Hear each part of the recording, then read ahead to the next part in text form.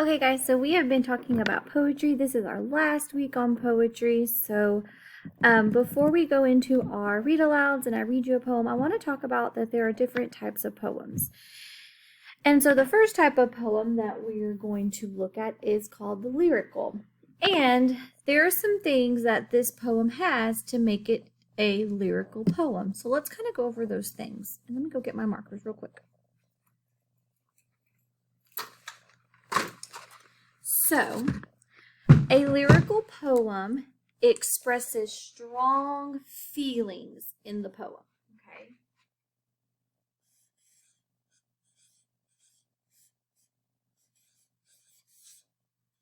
So, strong feelings. So, if you're reading the poem and you just can feel those feelings coming out, then it is a lyrical.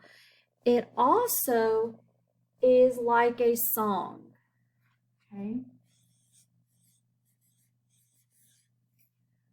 And so kind of think about when musicians write music and they write their lyrics, kind of like lyrical, when they write their lyrics to their poems, they are, that's kind of what they're doing. It's a poem. So musicians, when they write their songs, the lyrics, they're kind of like a poem.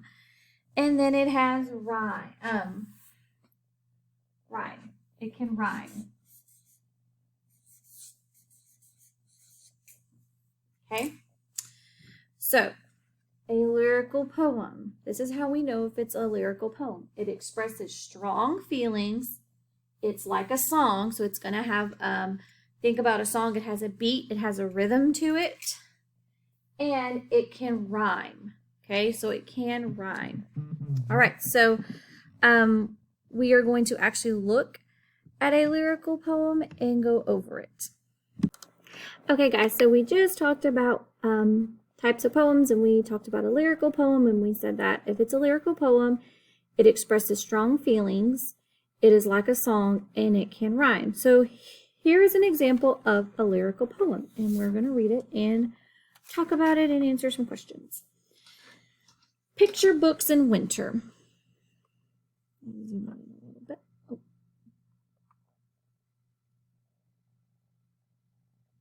Summer fading, winter comes, frosty mornings, tingling thumbs.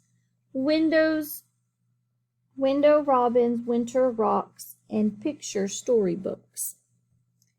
Water now is turned to stone, nurse and I can walk upon. Still we find the flowing brooks in the picture storybooks. All the pretty things put by wait upon the children's eye. Sheep and shepherds, trees and crooks in the picture storybooks. We may see how all things are, seas and cities near and far, and flying fairies looks in the picture storybooks. How am I to sing your praise, happy chiming corner days, sitting safe in nursery nooks, reading picture storybooks? So this is by Robert Louis Stevenson. Okay. So, real quick, we remember our parts of our poem. We have lines in our poem. So here are our lines, and we're going to number them. So they started with us of 1, 2, 3, 4, 5, 6, 7, 8, 9, 10, 11, 12, 13, 14, 15, 16, 17, 18, 19, 20. So we have 20 lines, and then remember that a group of lines is called a stanza. So it's a group of lines that have a space in between to another group of lines. So let's box in our stanzas. So that's 1, 2,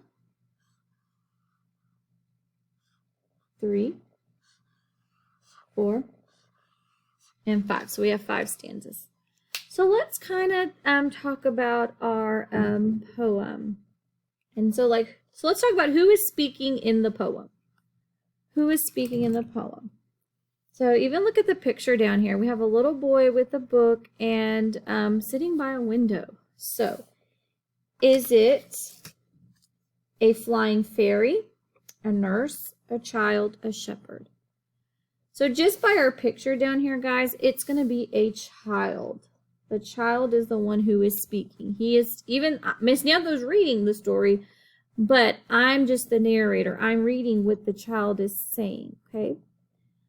Which lines show the speaker's feelings about reading books during the winter time?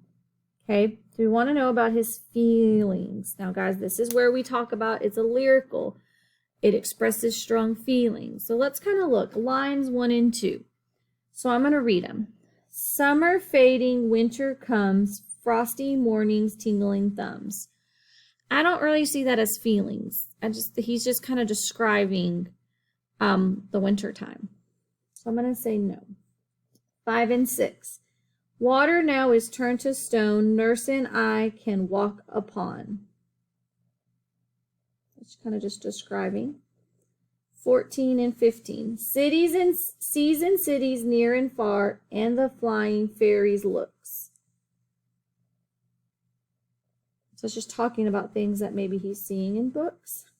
17 and 18. How am I to sing your praise? Happy chiming corner days. So sing, praise, happy. Those are feelings. Those are things he's doing. So I'm going to say 17 and 18. Okay.